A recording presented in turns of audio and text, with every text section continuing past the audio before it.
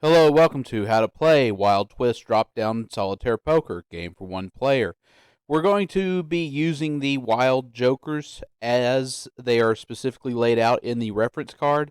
So a wild club will only be able to be used for club. We'll roll a d8 and we'll take that joker out and we'll discard the rest of the jokers and we'll place the 53 card deck, shuffle it up, and roll the 5 dice.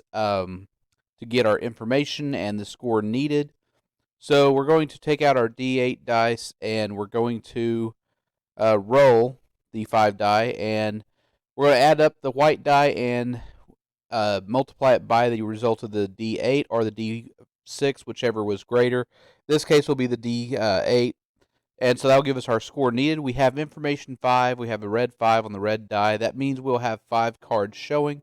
So we know what score target we need to obtain. That's completely optional. You can just play without a restriction on there and just see how high of a score you can get. But here we have a challenge. This is what we're trying to get. So we're going to take each deck. We're going to try to deal 14 cards to each deck, or 13 cards to each deck. The last deck we will deal 14 cards to because we'll have 53 instead of 52 in the deck. We'll have that one joker to account for.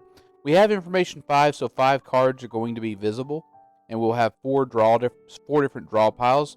We are not restricted on which draw pile we can draw from, and we're just basically trying to make poker hands by playing solitaire on a 5x5 grid. We're going to have gravity in this game, so anytime you place a card, it's got to go to the bottom, so that helps in the planning stages of what to do. Make sure you constantly have 5 cards visible, and then come up with your strategy and planning accordingly, trying to get your card specifics in where they go. And so we're just playing cards, looking at a plan, trying to determine if we're going to be able to beat our needed score or not, and we just go from there.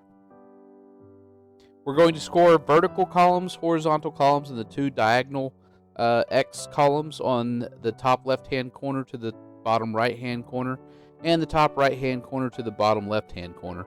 The card in the exact center will be of strategic importance, as it will help us determine if we made, as it will be used in 6 different poker hands. So the card in the middle is of the absolute most important.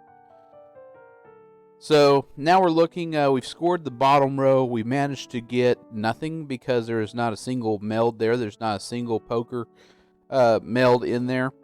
And we're just going to keep going. Sometimes you will have to sacrifice a row or a column in order to obtain the best placement for your cards. So now we've managed to score a flush on the second column and the fourth column. All those are in the same suit, so that counts as a flush. The top score in this game is a 5 of a kind. You'll need to be very careful where you place your joker in order to get that. Sometimes it happens, sometimes it doesn't. And so we got a royal straight flush in column 1, so that's a pretty good score. We're going to mark that down on our sheet. Helps us know what score we're attempting to obtain. We need at least 84 this game.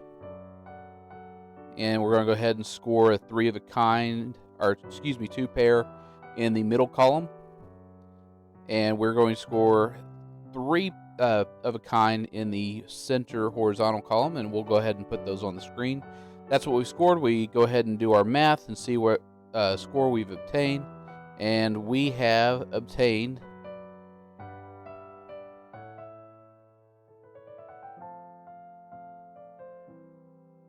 after careful calculation, of course, 126. So we actually did make our goal, and we've won the game.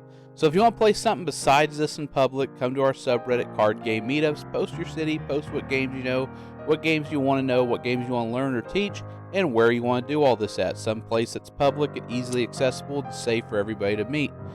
In the description, if you show more and you click that, you'll be shown all the pertinent information, including a link to a Discord channel where we talk about solitaires and regular traditional card games. And it's a fun place, so you should definitely go and do that. And then if you are a musician that has instrumental music that you'd like us to play, put it in the comments, put a link in the comments. And I want to thank today's musician, Adelina Piano, for their cover. Thank you so much for allowing us to use your music, and we'll see you next video.